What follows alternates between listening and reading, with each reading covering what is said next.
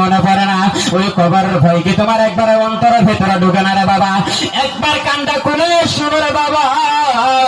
ও যুবক ভাইরা পায়ে হাত দিয়ে বলে, যখন নাকি 5টা নাম্বারের মেসেজ এসে যায়, ওই 5টা নাম্বারের পাগল হয়ে যায়।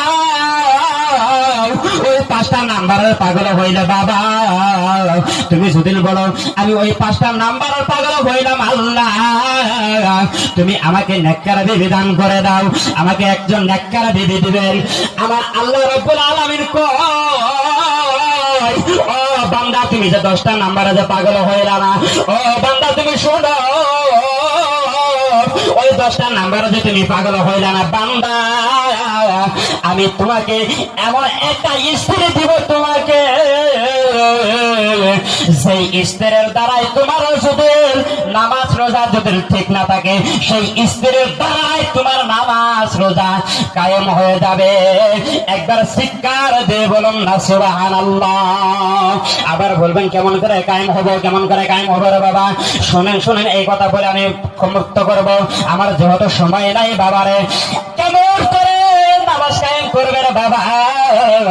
যখন নাকি বিবি এসে বলবে, যখন নামাজের টাইম হয়ে যাবে, তখন বলবো ওগো তুমি নামাজ পড়তে যাও, এখন আল্লাহর হুকুম হয়েছে, মসজিদে করে নামাজের টাইম হয়ে গেছে, আজান করেছে, যাও যাও যাও, তুমি জলদি করে যাও মসজিদে করে, ওযু বানাইয়ে যাও, যাই তুমি নামাজটুকু আদায় করে তারপরে তুমি সংসারের কামের মাধ্যমে লিপ্ত হয়ে যাও। একবার চিল্লায় বলুন কথা ঠিক কিনা? প্যারা মুসলমান, আমি যুবক ভাইদেরকে আবার অনুরোধ করতেছি, ভাইয়েরা তোমরা এই 10টা নাম্বারে তোমরা বিরক্ত হয় না, এই 10টা নাম্বারে তোমরা পাগল হয় না, তোমরা এই 5টা নাম্বারে পাগল হয়ে যাও। আজকের থেকে সবে বলুন আমরা 5টা নাম্বারের পাগল। কে কে 5টা নাম্বারের পাগল একবার হাত তুলে বলো।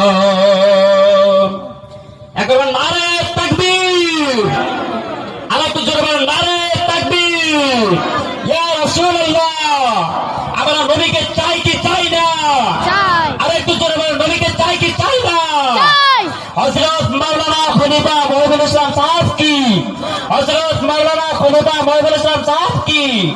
সকলেই আমার জন্য দোয়া করবেন। আমি একদম গুনাহগার, আপনাদের সম্মুখে আমি যে কয়েকটি কথা বললাম, কথার মাধ্যমে উঁচা নিচেও হইতে পারে, বা যদিও ভুল বেয়াদবি হয়ে গেছে, সকলে ইনশাআল্লাহ ক্ষমা করবেন বলে আশা করি।